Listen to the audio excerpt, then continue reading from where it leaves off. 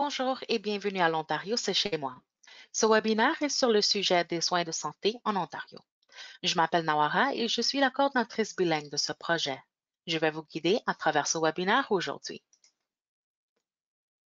L'Immigration, réfugiés et Citoyenneté Canada et le ministère des Services à l'enfance et des services sociaux et communautaires de l'Ontario financent le projet L'Ontario, c'est chez moi afin de faciliter l'établissement des nouveaux arrivants en Ontario et de les aider à faire des choix plus éclairés. Cost Immigrant Services est un organisme multiculturel à vocation communautaire qui sert chaque année plus de 39 000 clients dans ses 19 bureaux situés dans la région du Grand Toronto. Costi coordonne ce projet pour l'ensemble de l'Ontario.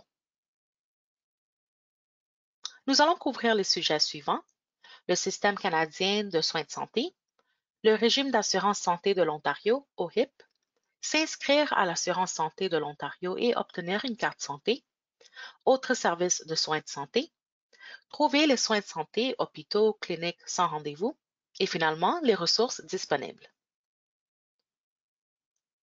Système de soins de santé du Canada. Régime public d'assurance maladie est un terme utilisé pour parler du système des soins de santé financé par l'État au Canada. Plutôt que d'avoir un régime national unique, le Canada compte 13 régimes d'assurance maladie provinciaux et territoriaux. Qui est admissible? Tous les résidents permanents et citoyens du Canada. Certains groupes de réfugiés, comme ceux du programme des réfugiés parrainés par le gouvernement, du programme mixte des réfugiés désigné par un bureau des visas, du programme d'aide conjointe et du programme de parrainage privé de réfugiés. Ce qui est couvert, en vertu de ce système, les résidents canadiens ont un accès satisfaisant aux services médicaux et hospitaliers nécessaires sans avoir à débourser d'argent.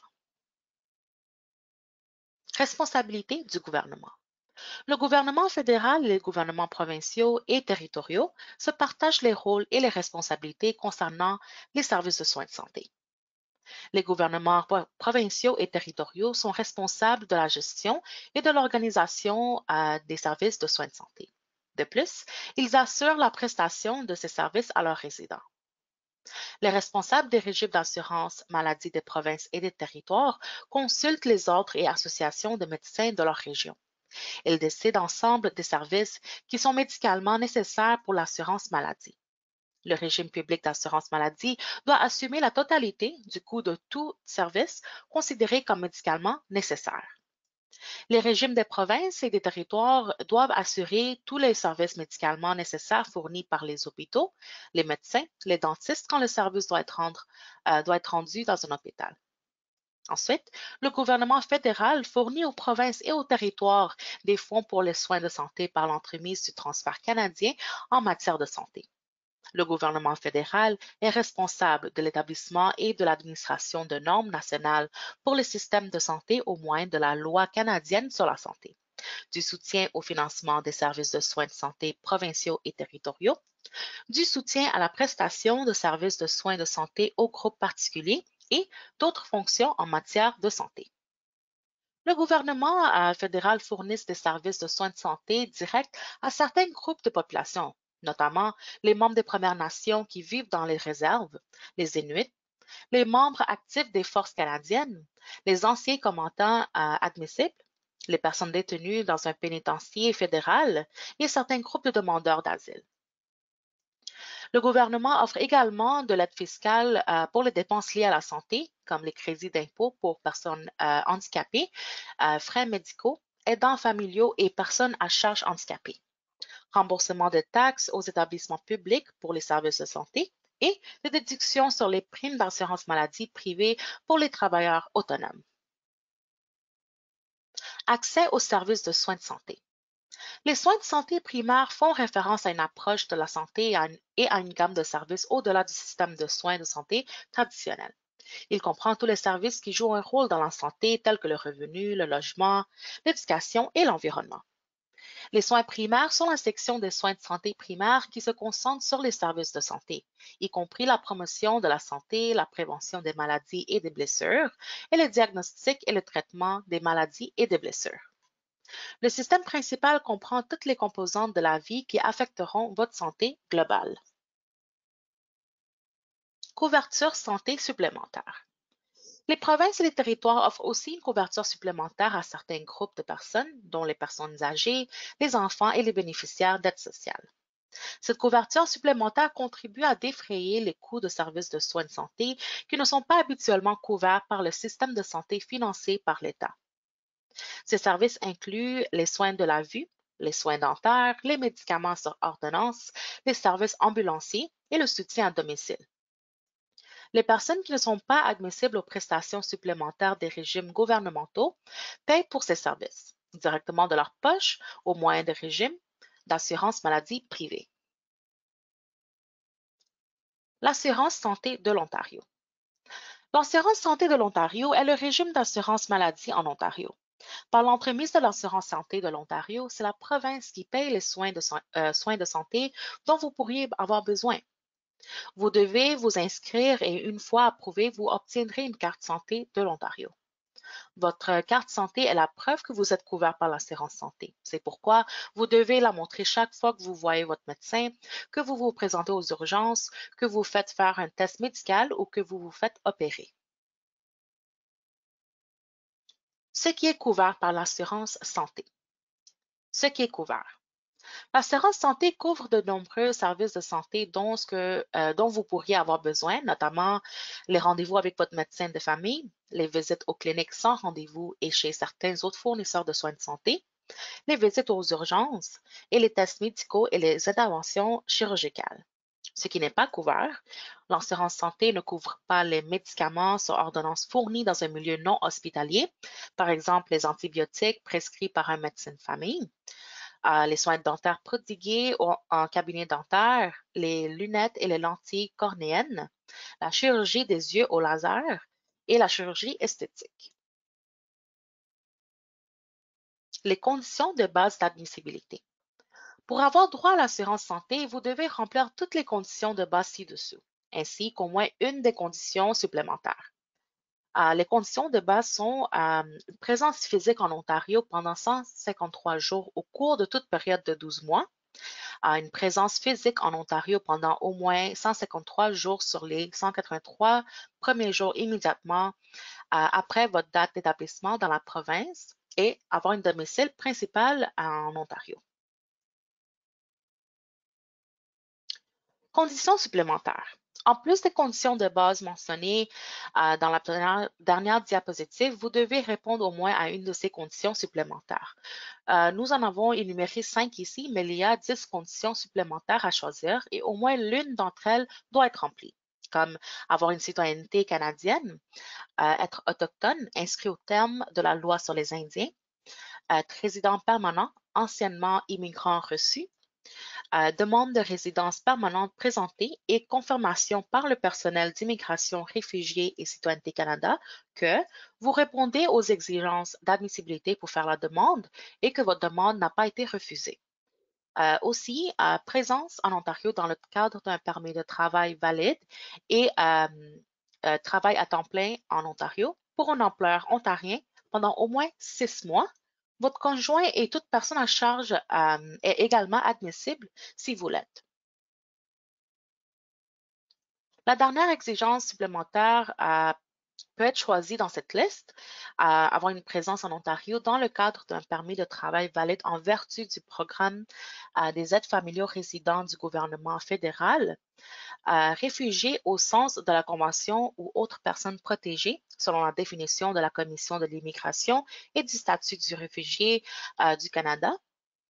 Possession d'un permis de séjour temporaire, certains types seulement, par exemple de 86 à 95, et être membre du clergé pouvant également demeurer au Canada et exerçant un ministère à plein temps en Ontario pendant au moins 6 mois. Votre conjoint et toute personne à charge est également admissible si vous l'êtes. S'inscrire à l'assurance santé de l'Ontario. Comment s'inscrire à l'assurance santé? Vous devez vous inscrire à l'assurance santé en personne à l'un des centres de services Ontario. Vous pouvez simplement vous présenter ou prendre un rendez-vous. Vous devez apporter les documents suivants, un formulaire d'inscription à l'assurance santé de l'Ontario dûment rempli, les originaux de 3 documents d'identification différents, pas de photocopie ou de version imprimée d'un document électronique, comme l'attestation de citoyenneté canadienne ou de statut d'immigrant admissible à l'assurance santé, par exemple acte de naissance canadien, carte de résident permanent, attestation du fait que vous habitez en Ontario,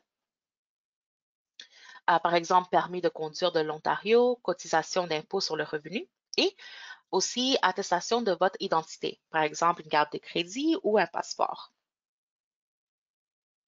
À Service Ontario. À votre arrivée à Service Ontario, vous devrez faire la queue ou prendre un numéro et attendre que votre numéro soit appelé. À Service Ontario, ils prendront votre formulaire de demande, examineront et copieront vos documents, puis vous les en renverront ensuite.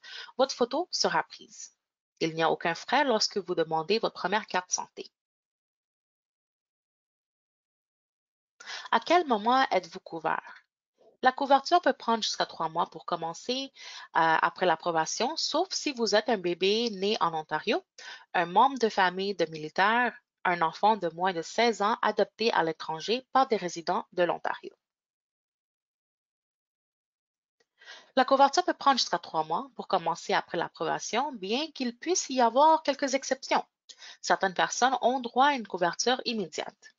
La couverture de l'assurance santé commence immédiatement pour les bébés nés en Ontario qui sont des citoyens canadiens, certains enfants de moins de 16 ans adoptés à l'étranger par des résidents de l'Ontario, les réfugiés au sens de la Convention ou autres personnes protégées selon la définition de la Commission de l'immigration et du statut de réfugié du Canada, les personnes qui déménagent d'une province ou d'un territoire du Canada vers une maison de soins de longue durée en Ontario au cours des 3 premiers mois de leur arrivée et les membres des familles de militaires munis des documents acceptés. Le saviez-vous? Si vous avez quitté l'Ontario pendant plus de 212 jours au cours d'une période de 12 mois, vous aurez peut-être à vous réinscrire à l'assurance santé dans un centre Service Ontario spécialisé qui offre toute la gamme de services en lien avec la carte santé. Vous pouvez téléphoner à Service Ontario pour vérifier. Si on vous informe que vous n'avez pas ou plus droit à l'assurance santé de l'Ontario, vous pouvez faire appel de la décision. Pour ce faire, envoyez à l'assurance santé de l'Ontario une demande d'appel comprenant la raison pour laquelle vous pensez être admissible à l'assurance santé, tout renseignement ou document supplémentaire pour démontrer votre admissibilité et vos coordonnées à jour. Si votre bébé est né en Ontario, les étapes pour l'inscrire à l'assurance santé sont différentes selon si le bébé est né dans un hôpital ayant des installations de naissance et avec l'aide d'une sage-femme autorisée. Les visiteurs en Ontario provenant de provinces et territoires du Canada ou de l'étranger n'ont pas droit à l'assurance santé de l'Ontario. Si vous êtes Canadien ou Canadienne, renseignez-vous pour connaître le plan provincial, territorial ou le régime d'assurance maladie privée qui vous couvrira lorsque vous venez visiter en Ontario. Nous vous recommandons également de souscrire à une assurance médicale privée pour votre voyage. Utilisez votre assurance santé. Une fois que vous avez été approuvé pour la couverture, vous recevrez la carte temporaire et éventuellement la carte permanente. Vous devez toujours avoir sur vous votre carte santé en cas d'urgence. Vous devez apporter votre carte santé chaque fois que vous vous rendez chez le médecin, l'hôpital ou un laboratoire pour des tests. Votre numéro de carte santé doit rester confidentiel. Ne le donnez qu'aux professionnels de soins de santé ou lorsque vous remplissez des formulaires de santé d'urgence. Il se peut que vous deviez fournir des renseignements sur l'assurance santé aux écoles, aux garderies et aux camps pour vos enfants en cas d'urgence. Vous ne devez pas utiliser votre carte santé comme pièce d'identité. De nombreux endroits n'acceptent pas les cartes santé comme pièce d'identité pour protéger votre vie privée. Ce qui est couvert. L'assurance santé couvre l'ensemble ou une partie des services suivants. Les visites chez les médecins. Que vous visitiez votre médecin ou en consultez un dans une clinique sans rendez-vous, l'assurance santé couvre tous les frais de vos services pour vous qu'ils s'avèrent nécessaires pour des raisons médicales. Les visites et séjours à l'hôpital. Si vous devez vous rendre à l'hôpital, l'assurance santé couvre les services de médecins et des soins infirmiers, les services de diagnostic comme les analyses sanguines et radiographie, les médicaments pour les patients hospitalisés une fois que le patient reçoit son congé, les médicaments sur ordonnance ne sont plus couverts, certains médicaments pour les patients non hospitalisés Certains médicaments limités sont fournis aux patients non hospitalisés pour apporter chez eux. L'hébergement et les repas si vous devez séjourner à l'hôpital. Si vous voulez une chambre à 1 ou à 2 lits, votre assurance privée paiera ses frais d'hospitalisation en partie ou entièrement. Il y a aussi les services d'avortement. L'assurance santé couvre le coût d'un avortement chirurgical pratiqué dans un hôpital ou une clinique. Du mifegimismo, un médicament qui provoque un avortement en début de grossesse si vous avez une ordonnance de votre médecin. Aussi les interventions chirurgicales buccales et maxillofaciales effectuées à l'hôpital. Certaines interventions chirurgicales buccales et maxillofaciales doivent être effectuées à l'hôpital en raison de leur complexité ou d'un autre trouble médical qui doit être surveillé au cours de l'intervention. L'assurance santé couvre les interventions chirurgicales buccales et maxillofaciales qui doivent être effectuées à l'hôpital, telles que la réparation d'une fracture, l'ablation d'une tumeur, les chirurgies reconstructives, l'extraction nécessaire d'une dent pour des raisons médicales. Il y a aussi les services d'optométrie, soins de santé oculaires. L'assurance santé couvre les frais d'un examen ophtalmologique majeur de routine tous les 12 mois, en plus de toute évaluation mineure nécessaire si vous avez 19 ans ou moins, 65 ans ou plus. Si vous avez entre 20 et 64 ans et que vous avez un trouble médical particulier touchant vos yeux, qui doit être surveillé régulièrement, l'assurance santé couvrira un examen majeur de la vue une fois tous les 12 mois et tout rendez-vous de suivi lié à cet état. Voici les troubles couverts. Le diabète sucré, glaucome, cataracte, maladie de la rétine, amblyopie, anomalie du champ visuel, maladie de la cornée, strabisme, uveites récurrente, maladie des voies optiques. L'assurance santé pourra également couvrir un examen majeur de la vue s'il a été demandé pour un motif particulier par votre médecin. Il y a aussi les services de podologie, les soins du pied. L'assurance santé couvre de 7 à 16 par rendez-vous chez un podiatre inscrit, à concurrence de 135 par année, plus 30 pour les radiographies. Il vous faudra payer la différence d'honoraires pour chaque rendez-vous. Les interventions chirurgicales pratiquées par les podiatres ne sont pas couvertes par l'assurance santé. Et finalement, il y a aussi les services d'ambulance. Si vous avez besoin d'une ambulance lors d'une urgence médicale, l'assurance santé couvre l'ensemble ou une partie des frais selon les circonstances. Couverture médicale. L'assurance santé de l'Ontario, OHIP, ne paie pas pour les médicaments sur ordonnance. Le ministère de la Santé et des Soins de longue durée de l'Ontario a des programmes qui peuvent vous aider à payer les ordonnances. L'assurance privée et les régimes d'employeurs peuvent également payer ces coûts. Le ministère de la Santé et des Soins de longue durée de l'Ontario pourrait également vous aider à payer vos médicaments d'ordonnance de la façon suivante. Programme de médicaments de l'Ontario. Ce programme permet de payer certaines ordonnances pour les personnes de plus de 65 ans qui reçoivent de l'aide sociale et les patients recevant des soins de longue durée. Ensuite, il y a le programme de médicaments Trillium.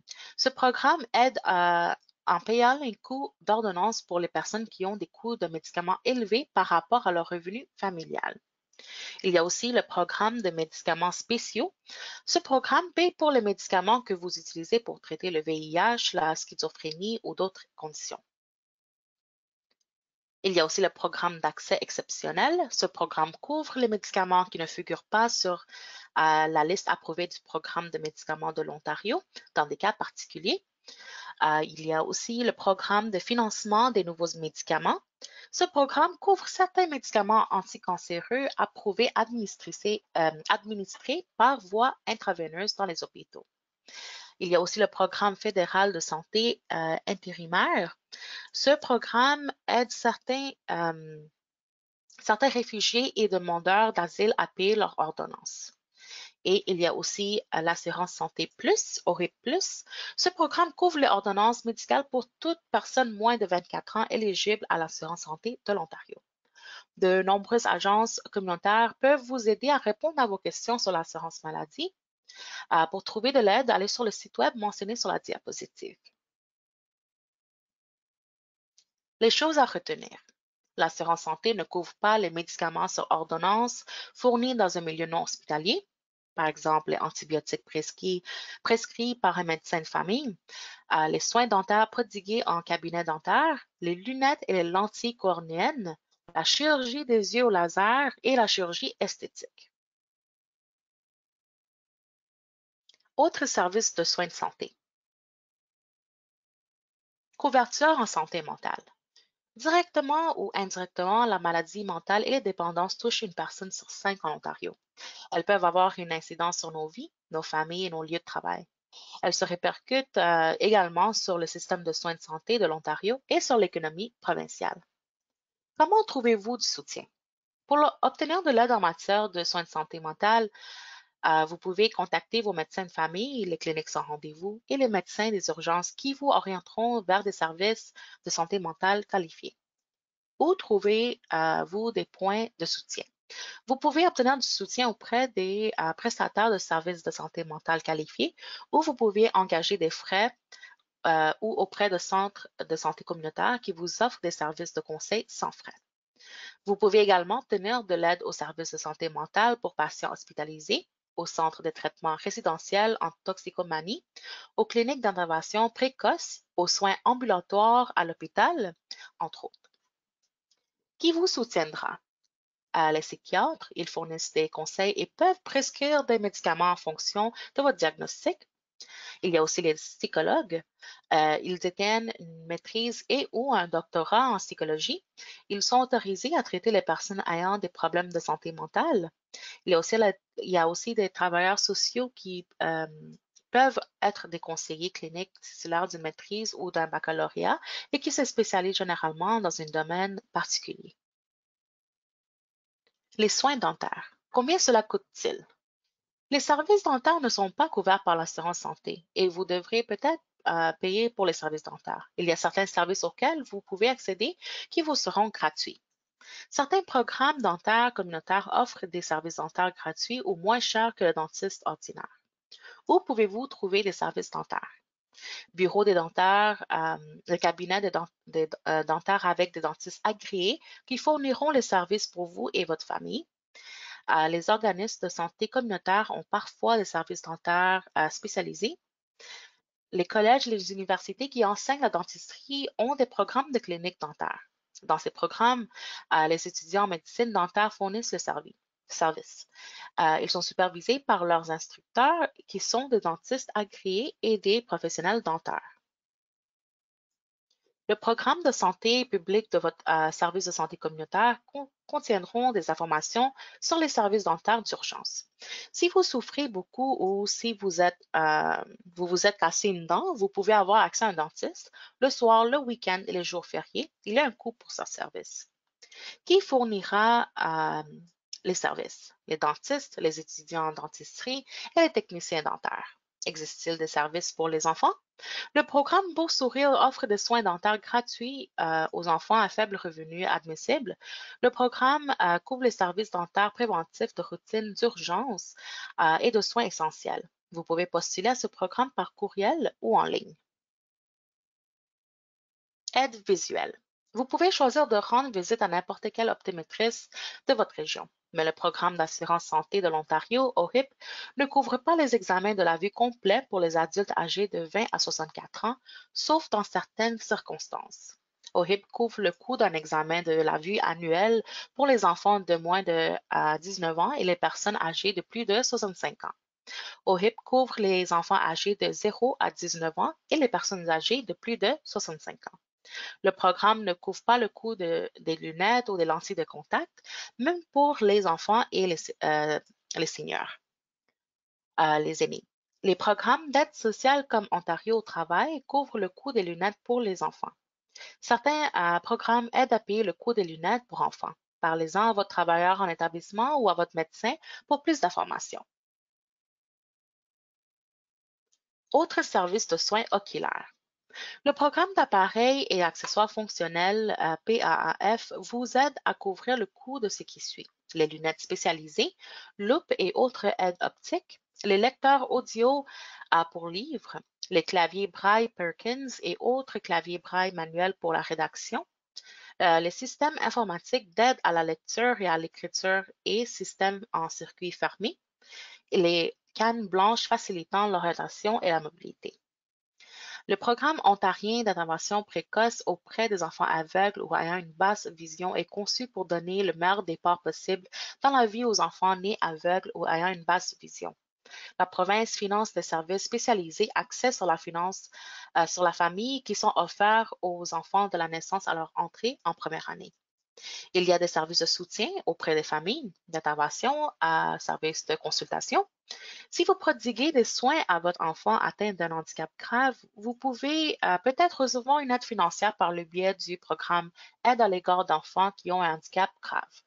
Ce programme fournit un soutien financier aux familles à revenus faibles ou modestes afin de couvrir certaines des dépenses supplémentaires liées aux soins prodigués à un enfant qui a un handicap grave. Vos installations médicales. Trouvez des services de santé. Il existe de nombreux endroits pour accéder aux services de santé couverts par l'assurance santé. Il y a les cliniques sans rendez-vous.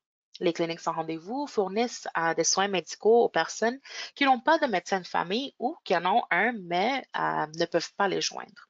Vous pouvez voir une infirmière ou un médecin, souvent sans rendez-vous, dans une clinique sans rendez-vous, et obtenir des conseils, une évaluation et un traitement pour les maladies et blessures mineures telles que les coupures, les ecchymoses, les affections mineures, les entorses et les affections cutanées.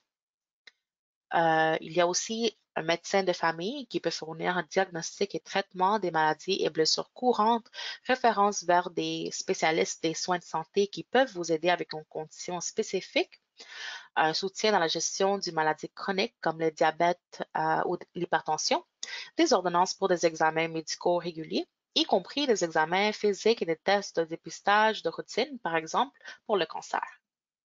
Il y a aussi les centres de soins d'urgence. Vous pouvez recevoir un traitement pour la plupart des blessures et des maladies telles que les infections, les maux d'oreille, les blessures aux yeux, les entorses, les fractures, les coupures, la fièvre, les brûlures mineures et les plaintes pour le nez et la gorge par des médecins formés à l'urgence et d'autres professionnels de la santé dans un centre de soins d'urgence.